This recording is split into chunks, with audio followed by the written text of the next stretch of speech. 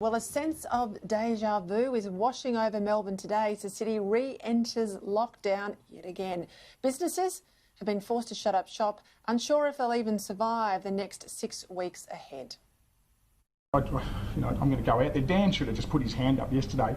When he made his announcement, he should have resigned as well. He's pointing the finger at all us Victorians when a lot of us have been doing the right thing. He and his government have let us all down, and it's horrible. So Dan, please resign. Stand up and man up.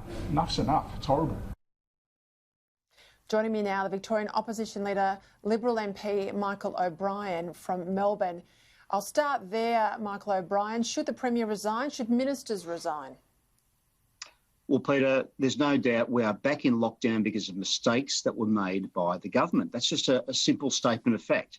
And when I say that, I get very angry emails from some people saying, you shouldn't be blaming Daniel Andrews. Well, the fact is, his government botched hotel quarantine. And that is what has led to this virus spreading throughout Melbourne, spreading throughout the community, and us back in lockdown. So absolutely, I think heads must roll. The government has tried to push this to one side by saying, they'll have an inquiry into it that'll report in a few months' time. I think we need answers now. The government was warned back in April about problems with hotel quarantine. They took no action. Now we're back in lockdown. We're shut up. Businesses are closing. People are losing jobs. Absolutely, there must be political accountability, and it starts with the Premier. I've got to ask you about contact tracing. Plenty of reports today to say the capability in Victoria is just not up to the breadth of this new problem.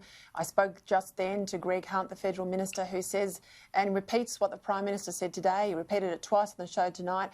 They stand ready at a Commonwealth level to give Victoria all the support it needs with the ADF. Now, if they can't do the community tracing required, and this is our greatest risk in Victoria, why are they refusing the ADF help? And how concerned are you too by reports today that Victoria thought they were through this and they scaled back some of that equipment required for intensive care and hospital use, and we may now be caught short?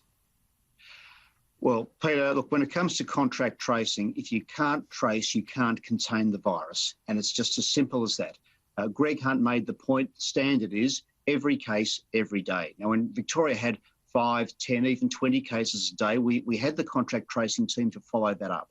Now that we're up to the 190s, 130s, 170s a day, every day, we don't have the resources. And it just beggars belief why Daniel Andrews is so opposed to bringing in the Australian Defence Force in the sorts of numbers that they're available to help us out. It's almost that there's some ideological problem that our Premier has with using the ADF in these sorts of public-facing roles. He's used them a little bit in logistics behind the scenes. He's used them a little bit to assist police in terms of some of the ring fencing around Melbourne, but he won't use them for hotel quarantine and he won't use them for contract tracing. And it just makes no sense. And I'm calling on the Premier to do that, because if we are going to get hold of this virus, we can't afford to drop the ball on contract tracing.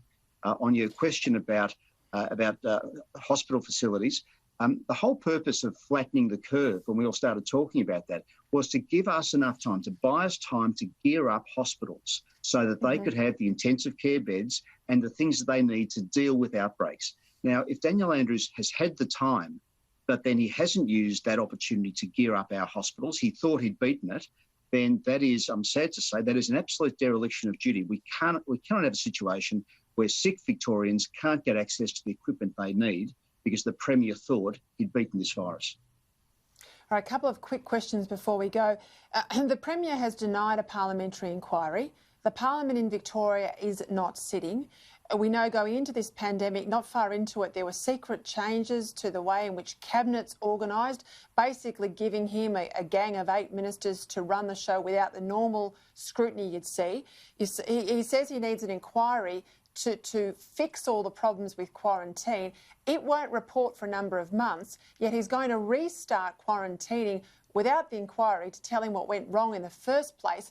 How comfortable should Victorians be about the level of scrutiny with a government that's failing at almost every level in this crisis? Peter, it is appalling. It is an absolute travesty that Daniel Andrews suspends Parliament until September. He sidelined his own cabinet. As you point out, we've got a gang of 8 running the state. And it's not as though they've been doing it perfectly. We are the only state that's going backwards when every other state in the country is moving forward. I want Parliament to sit so I can challenge Daniel Andrews to answer these questions. How did they get it so wrong? Who's responsible? When did they first find out about these problems? Was it back in April? Why did they request 850 ADF personnel and then, when 16 hours later, rescind that request? Victorians are entitled to these answers. Daniel Andrews is doing anything he can to avoid that scrutiny and that accountability.